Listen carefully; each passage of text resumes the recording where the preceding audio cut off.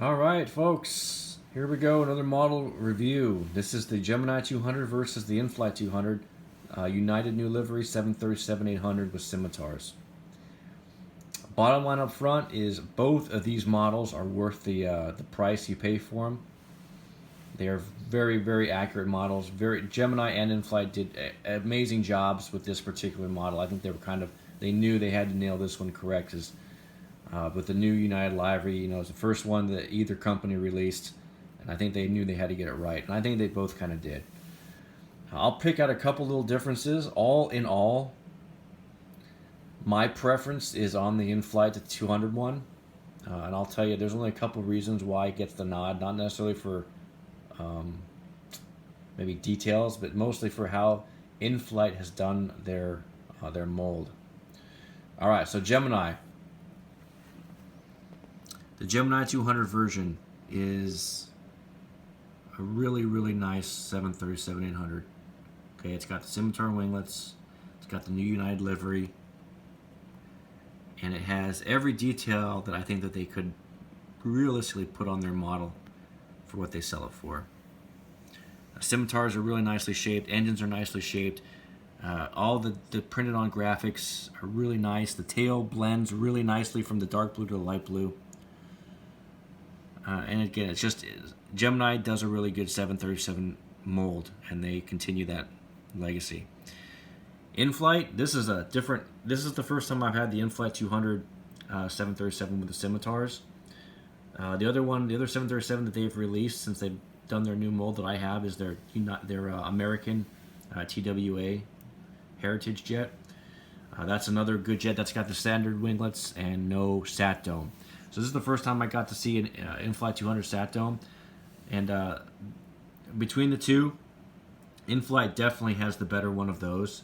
If you care about such things, the sat dome is way better shaped, way more accurate for the aircraft. Gemini still does their kind of round, flat one that kind of sits on the top, where it adds the effect of having the sat dome, but it's not a very accurate design. All right. And then the other reason, other than that I prefer the In-Flight, because In-Flight on their models, for their landing gears, they've used magnetic landing gear. So there's not the rubber stoppage or the little kind of like buffet pads that you find on the Gemini ones to get the landing gear to stay in place. These ones are magnetized just like their Airbus mold. What does that mean is that the wheels are always going to be aligned because there's no mismatch. One doesn't have a thicker spacer than the other like you'll find sometimes on the Gemini. So it just makes it a lot more predictable with how it sits, and it's a lot more evenly balanced once it's on the ground. And that being said, my lone Gemini 200 model sits really well. This was a good 737 I bought, but other ones I've had in the past have had issues. Sometimes gears don't fit quite like they should because it's rubber, a lot more rubber into it, and sometimes they just don't seat very well. But like I said, that being said, the Gemini one, everything fits really nicely on their this particular model. As far as details go, both models, I couldn't really find a whole lot of graphics on one that weren't on the other, and vice versa. They have basically the exact same markings that I could tell doing a sweep of the fuselage and the engines. Sometimes they're a little different, maybe a little different shade of the color. Like for instance, the registration on Gemini, if you do a quick look over, it's a little bit lighter on the In-Flight. Such small details. Again, I don't know which one's more accurate. Who knows? But you can tell when you go back and forth between one and the other. You can see sometimes just very slight color differences.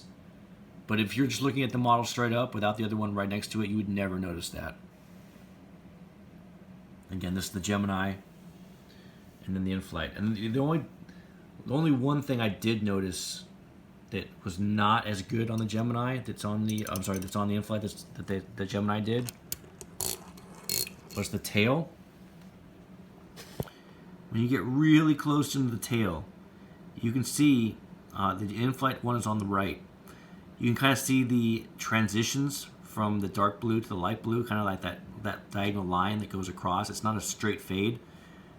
Gemini did a better job with that. They faded it right from dark to light. There is no transition. It goes smoothly from one color to the next. Whereas on the in-flight, you can see how they transitioned it over. Again, very small details between the two. If you get back and look at them at a normal distance, you can't tell a difference between the tails. They look identical. All right.